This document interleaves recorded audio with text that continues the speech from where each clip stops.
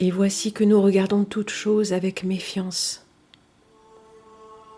Le ciel est-il dégagé? Nous y guettons les traces de quelques traînées. Il faut dire que nous les trouvons souvent très facilement. Quoique de moins en moins, puisqu'elles sont différentes, plus proches, plus dispersives. Est-il couvert, ce ciel, comme aujourd'hui, comme presque tout le temps, même quand il se découvre un moment? Nous y voyons la main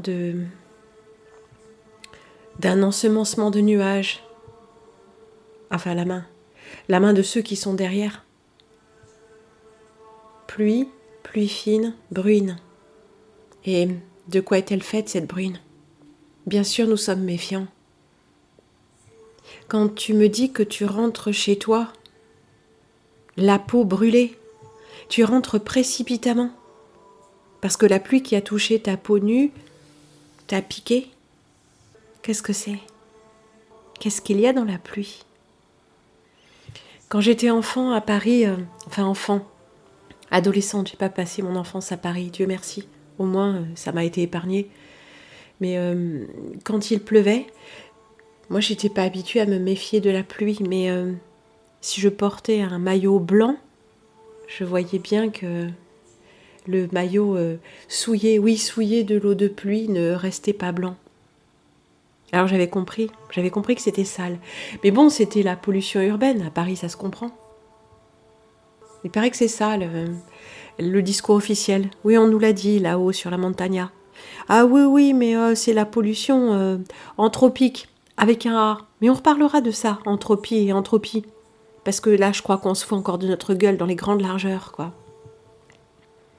Ce serait drôle si c'était pas usant à la longue. Alors oui, nous doutons de tout. Nous avons des raisons de douter de la sincérité des uns et des autres. Des gens qui justement se présentent comme au-dessus de toute recherche de pouvoir, dévoués aux autres. Par exemple, les religieux et puis ce qu'on appelle les soignants. Soignants, ouais, niant leur soi, ouais. Ouais, ça marche pour tout. Soigner. Soigner. Les soignants, c'est ceux qui nient leur soi pour être au service de l'autre. Oui, ça c'est l'explication des oiseaux sympa. Parce que sinon, c'est ceux qui nient le soi. Le soi, je sais pas, que chacun fera son interprétation. Vous remarquez qu'on dit soignant, pas guérissant. Ah bah oui, il y a une nuance. Ah là là. Mais soignant. Oui, je rêvais un instant, je rêvassais. En regardant par le petit bout des deux fenêtres là. Ah, soleil, lumière éclatante. Soleil de vanité. Lumière aveuglante. Mais pas chaleureuse. Mais pas brillante. Juste violente. Bref, je regardais cette lumière sur l'éclat des dernières feuilles. Oui, les platanes se sont bien déplumés avec le vent. Il y a du vent. Il y a souvent du vent ici. Et oui, je poursuis ma parenthèse, mais c'est sympa. Derrière les petites feuilles vraiment jaunies de cet érable-là, les rares, qui comme ça tremblotent sur le bout de leur branchage, à travers ça, je vois la ramée. Non, pas la ramée, il n'y a plus de feuilles. Mais les fruits du plaque minier. Ah, il y en a beaucoup. Ah, je croyais qu'il y en avait un ou deux, mais c'est parce que les feuilles les cachaient. Mais ils sont en hauteur, on ne peut pas les cueillir. Alors on voit comme ça encore un peu de vert, mais c'est le vert des cannes. La canne, pas la canne à sucre, la canne provençale. Oui, ça fait un peu de vert. C'est joli, jaune, vert, jaune, vert jaune de feuilles jaunissantes. C'est pas super joyeux comme couleur, mais orangé. Et justement, le kaki, c'est pas un orangé chaud, c'est un orangé un peu terne. Oui, j'ai parlé de cette couleur orange, il me semble. Orange saturé de ton de jaune ou orange peu saturé de ton de jaune. Je vous ferai une démonstration un jour ou l'autre. Bref, j'avais encore laissé une phrase en suspens. Je ne sais plus. Est-ce que c'était important? Oui, les soignants. Oui, c'est adjectifs substantivés. Pardon, je la refais. Adjectif substantivé. C'est-à-dire que c'est un adjectif qu'on fait passer pour un nom. Ça évite de chercher le substantif. En fait, c'est du prêt-à-parler, si vous voulez. C'est du français simplifié. Du français pour utilisateur rapide. C'est du fast-food du langage. De la nourriture vite faite, vite mangée, vite chiée, mais longue à éliminer en ce qui concerne les toxines. Oui, c'est comme quand on dit un commercial. Commercial, c'est un adjectif. Un abjectif, ouais, c'est ça. Le langage abject de l'adjectif substantivé. Ouais. Donc un quoi commercial? Un représentant commercial. Un soignant. Quoi un soignant? Personnel soignant. Et parce qu'à l'hôpital, il y a le personnel soignant, il y a le personnel administratif, il y a le personnel technique. Ah oui, il faut bien des gens chargés d'approvisionner et de faire le ménage. C'est pas une petite affaire dans un hôpital. Bref, cherchez le nom qui se cache derrière l'adjectif, s'il vous plaît. Parce qu'avec ça, on endort notre esprit toujours. Le langage est une arme de manipulation. Et nous nous faisons manipuler si nous employons le langage tel quel, sans être là quand nous prononçons les mots. Alors ça, c'est une entourloupe, ce nouveau langage, cette branche, cette facette du novlangue qui consiste à n'employer que des adjectifs substantivés pour éclipser l'adjectif. Le substantif, c'est-à-dire le nom, c'est un homme qu'il y a derrière. C'est un quoi? On ne sait pas, on peut pas... Comment on dit un black? Quoi un black? Ça reste... c'est un noir. Mais noir. En fait, comprenez un noir ou un blanc. Bon, ça, c'est passé vraiment dans le langage. Mais tiens, à ce moment où je dis noir et blanc, il y a l'arc-en-ciel qui revient, là, dans le petit carré de fenêtre, là. Un homme noir, un homme blanc. Il ne faut plus dire noir, mais bon... homosexuel, par exemple, c'est pareil. Un homosexuel, un homo, c'est un homme homosexuel. Oui, vous voyez. Donc en fait, on nous efface. On nous efface dans nos actes de naissance, on nous efface dans le langage, on nous efface constamment.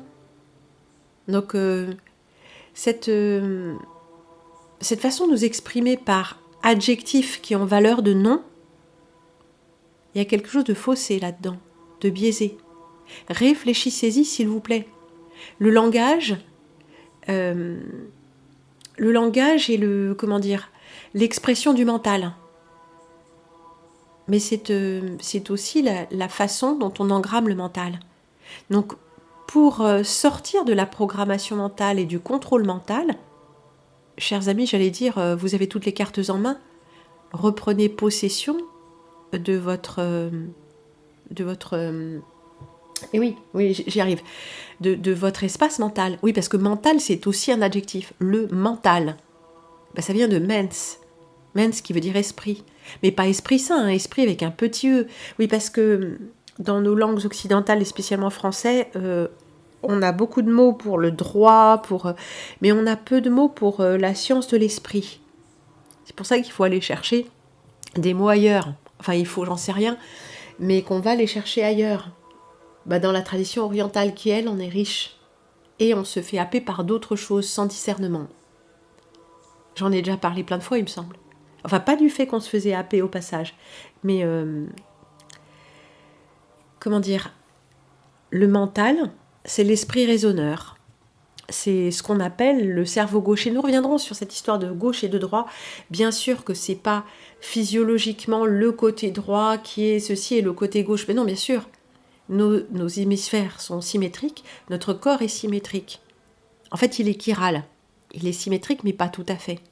Et la façon dont nous manifestons qu'un côté est plus ou moins développé, plus ou moins déformé, tout ça, ça dit des choses sur le plan subtil, non visible, de comment nous nous développons, harmonieusement ou pas. Ça, c'est intéressant.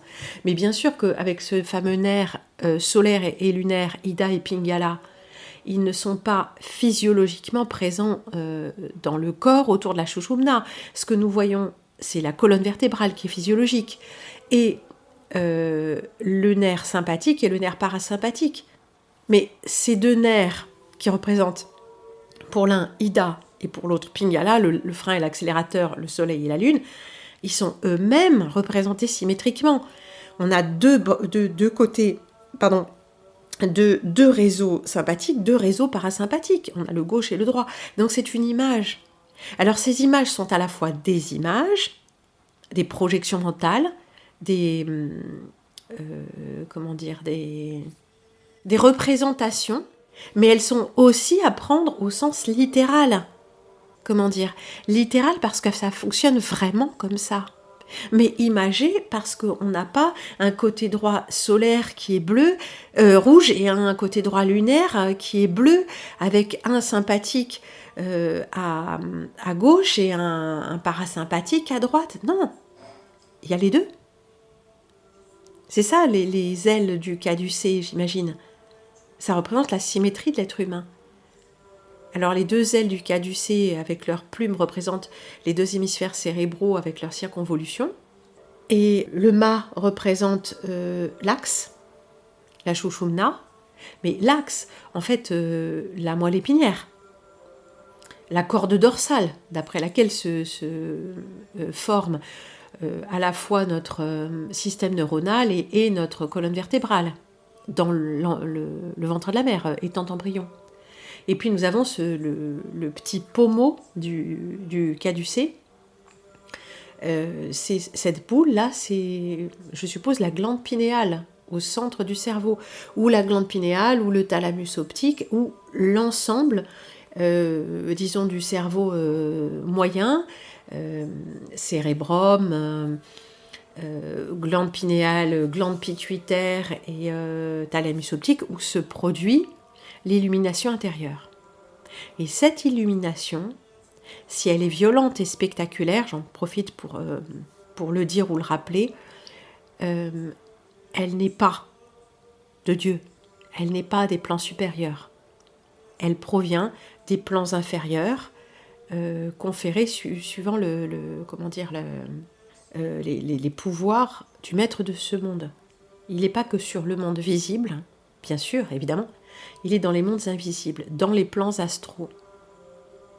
Le dôme n'est pas qu'un dôme physique qui emprisonne notre liberté d'aller et venir géographiquement. C'est 7 ciels. On voit souvent ce chiffre 7. Apparemment, il revient de façon fractale pour expliquer des choses. On a 7 enveloppes du corps et ce monde aussi a 7 enveloppes. Ce seraient des images qui disent quelque chose. Toutes les 7, y compris le plan atmique, ou l'atma, ou le plan christique ou bouddhique, marrant, hein, christique ou bouddhique, ce sont des plans sous domination du prince de ce monde, du démon. Le démon, le monde, il s'étend jusque-là. Au-delà, il y a l'inconnaissable et l'irreprésentable, il y a toute transcendance. Alors, Dieu, s'il le veut, peut traverser ces couches pour nous atteindre, et j'allais dire, il le fait tout le temps. Le bien est silencieux, le mal est bruyant. Toutes ces manifestations spectaculaires, y compris les apparitions, tout ça, elles sont dues à l'artifice de l'homme, Blue Beam, les machins, les hologrammes, qui sont très au point depuis longtemps, y compris dans la version officielle, depuis les années 50 ou 60 peut-être, c'est en cours, mais peut-être plus encore. Ces apparitions émanent des plans astraux et démoniaques. Donc quand c'est spectaculaire et quand vous en ressentez une grande exaltation, ça c'est une arme dirigée, qu'elle soit de notre plan fabriqué par les hommes ou plus ou moins, ou qu'elle émane directement des plans démoniaques non visibles. À chaque fois qu'il y a quelque chose de spectaculaire, y compris dans le bien, y compris dans les apparitions mariales et christiques, tout ça, ça n'émane pas de Dieu. Ce qui émane de Dieu respecte votre liberté. Or, ces apparitions-là, elles vous ravissent. Je dis elles vous, mais je pense que la plupart d'entre vous n'ont pas assisté à des choses énormes, mais peut-être ces expériences proches de la mort, tout ça qui change la vie, qui redonne un sens à la vie, tout ça, c'est pour les bonnes gens. Les gens qui feront jamais de magie, qui feront jamais de saloperie. Ou alors qui en ont fait mais qui ont un bon fond et ils sont rachetés. Et tout d'un coup, voilà, ils voient les choses complètement différemment et ils n'ont qu'une hâte, on exagère à peine, c'est de retrouver le tunnel de lumière où l'on se sent si bien, où on est baigné dans l'amour. Ça, c'est un ravissement. Ravissement, ça veut dire rapt, enlèvement, dans le mauvais sens. C'est-à-dire que là, vous êtes aliénés quand vous vivez ça, bien que ce soit très agréable, justement parce que c'est très agréable. C'est l'une des ruses du démon. Alors je ne dis pas que les choses doivent être désagréables, je dis qu'elles doivent être toujours soumises à votre jugement, discernement, approbation, adhésion sans réserve. La foi n'est pas quelque chose qui vous prend et vous oblige. Dieu nous laisse la liberté, c'est ça. Et pour avoir la liberté, il faut être en possession de ses moyens, de pouvoir dire oui ou non. D'ailleurs, ça revient souvent dans l'Église catholique, on ne vous oblige pas. On ne vous oblige pas. Les gens qui vraiment croient que leur croyance est bonne, qu'il n'y a qu'un seul Dieu et que sa religion, c'est la religion catholique et que c'est la seule façon d'être sauvé, ils prient pour la conversion de tous les incroyants. Ils prient pour que ceux qu'ils croient justes soient accessibles à tous. C'est pas, ils missionnent, mais il y a un côté de liberté. Enfin, dans l'Église actuelle, tout ça. Et on a beau dire le contraire, moi, j'ai pas trouvé autre chose, bien qu'il y ait beaucoup de choses qui soient très discutables dans le discours et l'attitude des prêtres catholiques. Et je parle des prêtres, je parle pas des évêques, des archevêques et tout ça, qui eux sont dans les hiérarchies vraiment de ce plan, mais les gens au plus bas niveau, ceux qui ont été saisis par la vocation, qui ont donné leur vie. Et c'est un choix qu'ils ont fait. C'est pas un ravissement. Quand on pense à Sainte Thérèse de Lisieux qui rentre au Carmel à 15 ans, elle n'a pas de vie, cette fille. C'est une enfant. Et elle meurt très tôt. Elle n'a pas passé toute une vie de doute et de tous ces cycles que comporte toute vie humaine avec ces périodes d'abattement où on sent l'inutilité. Bon, bref, non, elle est morte très tôt. Et dans une espèce d'exaltation. Mais l'exaltation n'est pas de Dieu. L'exaltation, dans la foi, tout ça. Elle, sur les photos, elle a un regard qui est complètement ailleurs. Elle est shootée, cette gamine. Alors je pense aussi que des filles comme ça, peut-être, soit elles ont été appelées parce qu'il y avait quelque chose d'une reliance à Dieu. C'est possible, j'exclus pas. Mais peut-être aussi que pour certaines de ces très saintes, et même des garçons, ça se passait pas très bien à la maison. Inceste, ou mauvais traitement, ou traumatisme précoce, dû aux parents ou aux autres, je sais pas, mais il y a refuge dans la prière, dans la présence de Dieu, dans quelque chose qui est tout à fait au-delà. Refuge, fuite du réel. Il y a toujours les deux. Un voyage, c'est à la fois une fuite et un pèlerinage. Alors ce voyage dans la foi, dans la religion, est-ce une fuite ou est-ce une dédication ? Vous voyez, il n'y a jamais de réponse toute faite. Et la seule personne qui peut répondre, c'est la personne qui se regarde elle-même en toute honnêteté. Et plus on le fait, et plus on accepte de voir ce qui en nous ne cadre pas avec l'image avantageuse que nous nous étions fait de nous-mêmes et de notre engagement, de notre situation, plus ça nous saute aux yeux chez les autres. Non pas parce que nous les jugeons, mais parce que nous reconnaissons à une série de signes subtils, au langage, à l'attitude, ce que nous avons nous-mêmes mis au jour chez nous. Nos motivations que nous avons crues très pures, très désintéressées, très élevées, et qui en fait servent notre ego spirituel, c'est-à-dire ce petit moi qui a toujours besoin de reconnaissance, qui a besoin de prestige d'une manière ou d'une autre. à travers les richesses matérielles, la reconnaissance d'autrui, l'excellence intellectuelle, je ne sais pas. L'admiration pour le physique, l'admiration tout court. Mais nous sommes des humains, nous sommes dans le monde de la chute, autant le reconnaître tout de suite. Et aller chercher en quoi nous nous leurrons nous-mêmes.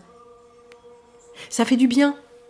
Oui, passer le moment désagréable où notre raison de vivre parfois semble s'écrouler, mais ça fait du bien. Parce qu'à chaque fois qu'on sort du mensonge, et surtout avec soi-même, ça fait du bien. Ça ne veut pas dire qu'on est obligé de tout abandonner, puisqu'effectivement, la vie ici-bas tient sur tout un tas de constructions pour soutenir notre vie physique ou même nos relations sociales. Tout n'est pas vrai. Alors plus on avance dans le vrai, dans l'authenticité, plus on élague. Mais il y a des choses qu'on ne peut pas élaguer. Il y a des gens qu'on n'aime pas, qui on dira bonjour, on leur fera un brin de causette. C'est pas de l'hypocrisie.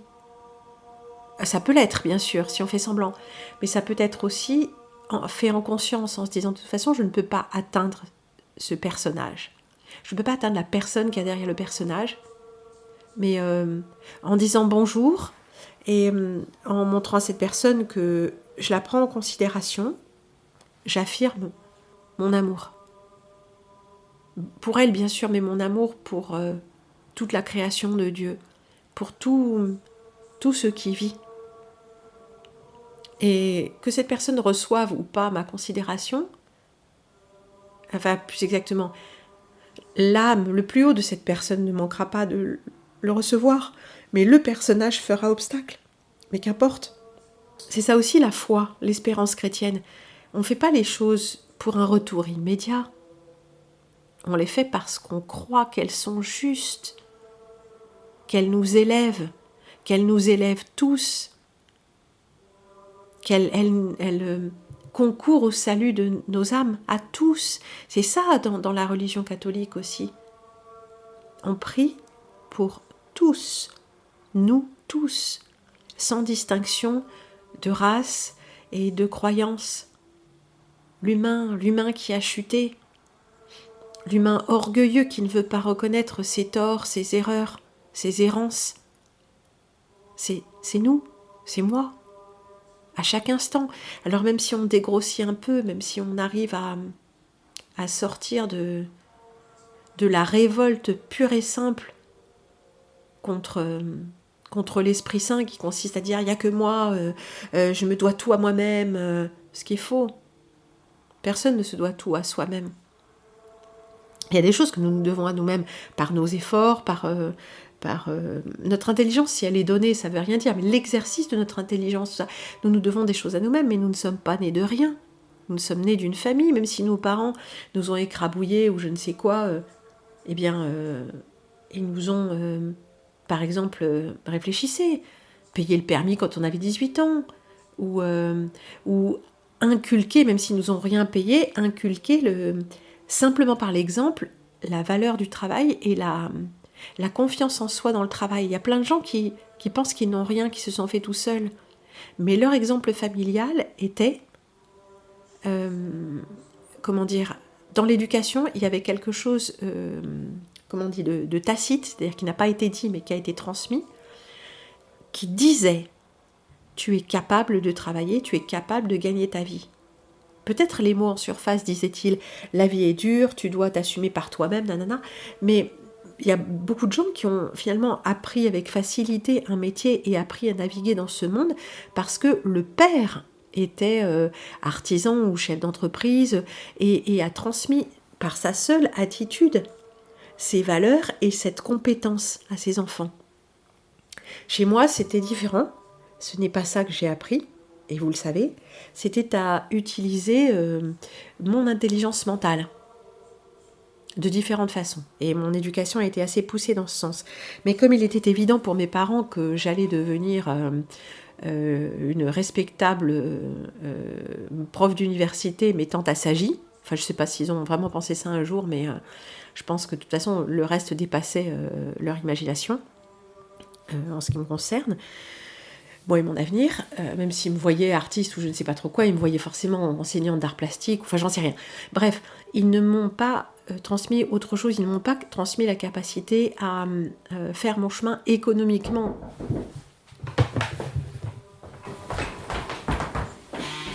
Et bonjour. Allez, Guéno Judith. Merci beaucoup. Bonne journée, madame.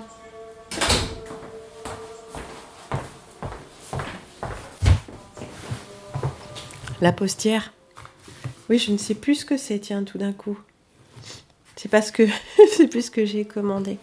Bref, ça devient tellement difficile de faire les courses qu'il faut tout acheter par correspondance désormais. Mais qu'importe. Oui, mes parents ne m'ont pas transmis la capacité à faire mon chemin socialement dans cette vie.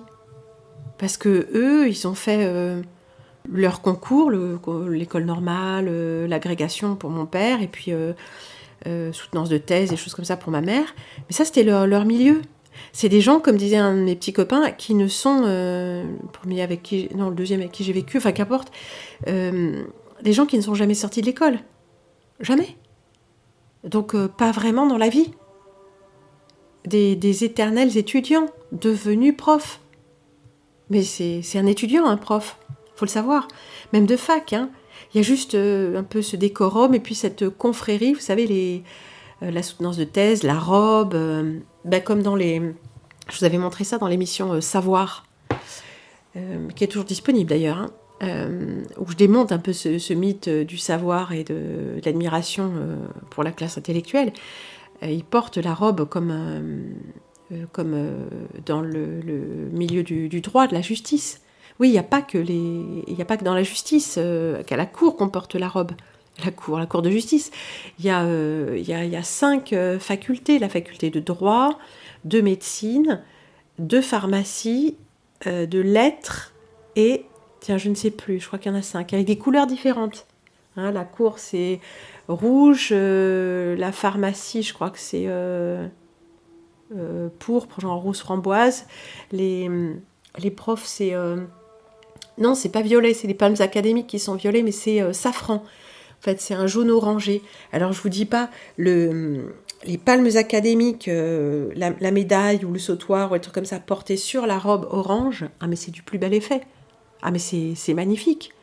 Mais tout ça, c'est des trucs de frères. Bref.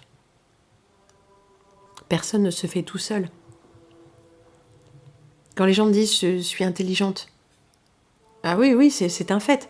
Mais c'est largement dû au fait que mon intelligence a été cultivée d'une façon très soignée. Et mon esprit d'analyse, et mon esprit de synthèse. Après, moi, j'étais tellement en rupture avec cette éducation strictement rationnelle et mentale, j'y trouvais tellement pas mon compte que je suis allée chercher un peu... ou autre chose est venu me chercher, je sais pas, j'étais très très mal. Et j'étais comme dans une dichotomie entre les conversations que je pouvais avoir avec mes parents, en essayant d'introduire des éléments plus spirituels, plus sensibles, plus intuitifs. Et puis quand j'allais voir ces gens, généralement au nouvel âge, représentés par la prof de théâtre de l'époque, tout ça, enfin... Je les trouvais tellement stupides, ils faisaient du langage des oiseaux, mais de bas étage, enfin, ils se croyaient très intelligents. Alors, je me sentais bien nulle part, mais ça, c'est l'histoire de mon incarnation, hein. Le cul entre deux chaises, comme ça, entre deux extrêmes. Et ça, c'est très visible dans mon thème astral. 1 degré du taureau, c'est-à-dire que je suis bélier. Je suis fonctionnellement bélier, j'ai un bélier fonctionnel, mais taureau, il y a des influences des deux. Et entre deux signes, à chaque fois qu'on passe de signe, on passe d'un élément à l'autre. Terre et feu, un truc comme ça, enfin, des éléments un peu antagonistes. Et ça, si on lit le thème astral, il y a des éléments qui sautent aux yeux. Et si je parle de moi, de ma vie, de mes facilités, de mes difficultés, de mes caractéristiques vraiment spécifiques, eh ben, quelqu'un qui sait lire un thème astral va les voir apparaître avec évidence et me dire, bien sûr, mais ce que tu exprimes de cette façon-là, ton ressenti de toi-même et tes expériences de la vie qui se passent comme ça, c'est écrit dans le thème. D'ailleurs, dans les explications de thème générées automatiquement, je sais pas si c'est intelligence artificielle, mais c'est programmé, quoi. Il y a même, dans mon thème, il y a simplement à la lecture, quoi, comme ça, et il apparaît le fait que je ne reste pas plus de 2 ans au même endroit. Ouais, que je déménage tout le temps, c'est écrit dans le thème, il y a un endroit où c'est écrit. Les personnes qui ont nanana, machin en carré, Vénus, conjonction en carré en maison 4, gna gna gna, ont tendance à déménager tous les 2-3 ans. Je sais pas pourquoi, mais peut-être même je crois qu'il y avait 2-3 ans, et pourquoi 2-3 ans, ça correspond au cycle de Mercure, ou je ne sais plus, vous voyez. Et il y a aussi le fait que, ah mais c'est plus étonnant quand même, hein. Ça c'est pas de la divination, c'est dans le ciel de naissance, comment dire, perte d'une figure féminine familiale tôt dans la vie et éventuellement héritage. Ben oui, moi j'ai perdu ma mère quand j'avais 30 ans. 30 32, voilà. Et il y a eu, bon, bien sûr, oui, un héritage qui m'a permis de voyager, de partager cette expérience avec mes différents compagnons. De voyage, d'aller en Suède, de construire des instruments, de suivre un cursus de musique de tradition orale, etc. De voir des choses, quoi, d'en être transformé. Donc il y a des choses aussi précises que ça qui apparaissent dans un thème. Donc, c'est pour ça que c'est intéressant. Connais-toi toi-même, et connais-toi toi-même par ta propre observation, c'est très bien, et ton discernement, mais il y a des outils. Et comme je l'ai dit plusieurs fois, les êtres supérieurs hiérarchiquement, mais que hiérarchiquement, qui président à nos destinées, nous connaissent mieux que nous-mêmes. Parce que d'un seul coup d'œil, ils ont lu ce que nous avons mis peut-être 50 ans à découvrir sur nous-mêmes. Et encore, quand on s'est penché sur la question.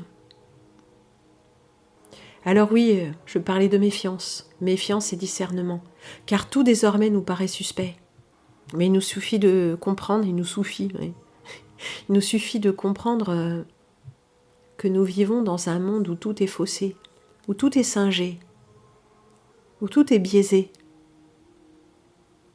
Alors ouvrons l'œil de chair, l'œil extérieur qui nous permet de discerner les contours des choses, car même en regardant à la surface, l'intérieur ne manque pas de se révéler à notre vue, comme en regardant un visage. Tout nous parle dans un visage. Arrivons jusqu'aux yeux, au regard, ou plutôt simplement oui aux yeux. Des fois les yeux n'ont même pas de regard, ils sont vides. Pour les gens qui ne regardent pas, ça saute pas aux yeux. Mais dès qu'on commence à regarder vraiment avec attentif, oui, je pense, ma pensée va vite, alors je choisis pas assez vite la tournure de phrase que je vois attentivement ou avec attention. Si on regarde vraiment avec attention, on va voir des choses dans le regard de l'autre. On va voir s'il retient une partie de ce qu'il nous dit, de ce qu'il est.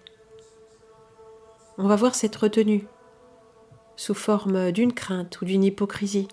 Oui, c'est subtil, mais il n'y a qu'en regardant que nous verrons, en étant vraiment avec l'autre. En fait, nous avons un sens pour déceler toutes ces choses, mais nous ne nous en servons pas. Pourquoi ? Parce qu'il faut de l'attention. Et l'attention est un effort mental. Je ne le dirai jamais assez. Alors, quand nous regardons toutes choses, vivantes ou non vivantes, et plutôt dans ce bas monde plus non vivante que vivante, même cette coupe de fruits, où se trouve un kiwi justement qui n'a pas mûri, mais qui est en train de se piquer de petits points noirs, des citrons verts, poussés en pot non loin d'ici, un pamplemousse de l'arbre. Oui, tout ça c'est fruits de l'arbre, c'est pas acheté, de citrons en train de mûrir, non pas les citrons verts, d'autres, et une petite grenade pas tout à fait mûre, dans cette jolie coupe de grès, brun et bleu. Quand je regarde ces choses-là, vivantes ou non vivantes, je pose mon regard à la surface rugueuse de l'écorce du citron. J'en reçois la couleur d'un vert changeant, foncé à la pointe, doré sur ces renflements. Ça, c'était les citrons verts, oui, posés sur ce citron jaune. D'un jaune où subsistent encore dans les petites capsules quelques ombres de vert. Sa pointe, comme la pointe d'un téton, est verte. Les autres fruits sont dans des tons de corail. Le kiwi, non, pardon, le kaki, dont je disais tout à l'heure qu'il est d'un orange un peu froid. Derrière, il y a le pamplemousse. Les petites capsules, oui, justement, sont plutôt roses. Et l'espace entre les capsules est plutôt jaune-orangé, désaturé. L'ensemble est d'un ton rose-orangé, corail. Et la petite grenade, c'est un peu pareil. Des tons un peu rose-orangé, mais un peu moins saturé, un peu plus sali avec des irrégularités de brun. Mais il y a comme un camailleux de tons orangé, corail et jaune-vert des citrons. Comme un arc corail entourant ces 3 touches de vert jaune. Dans cette coupe bleue, bleu de fer, gris bleu, brun bleu, minéral. Il suffit que je me penche un instant sur les choses du vivant, leurs couleurs vibrantes, organiques, changeantes, pour que mon cœur soit de nouveau accessible à la beauté. Et pourtant, chers amis, je fais un effort. Car dans cette lumière qui ternit tout, qui écrase tout, j'ai du mal à reconnaître la beauté, ou plutôt la beauté de comment dire, accessible par ce sens visuel n'atteint plus mon cœur, ne m'ouvre pas, ne me dilate pas l'espace intérieur. Je continue néanmoins à la cultiver. Toujours. Non, pas toujours. Il est vrai, pas toujours. Voilà qui me demande des efforts alors que ceci était naturel et agréable. Ça ne l'est plus. C'est en quoi les temps sont devenus si difficiles. Nous ne trouvons plus notre nourriture pour le cœur et l'âme dans les belles choses du vivant. Plus autant en tout cas. Quelque chose nous a été ravi. Quelque chose manque. Quelque chose que nous voyons malgré tout, que nous continuons à voir mais ne voyons plus. Cherchons à voir mais ne ressentons plus. Allez, l'angélus sonne. Il est temps d'aller faire mes dévotions. Encore un effort.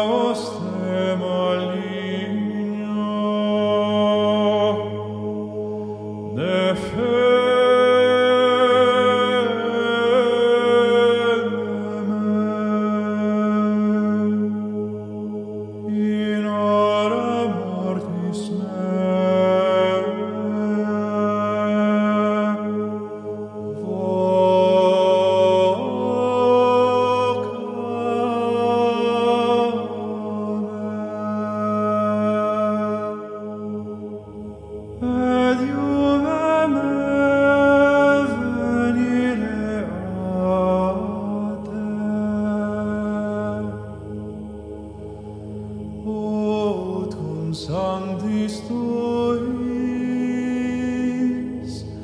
laudenta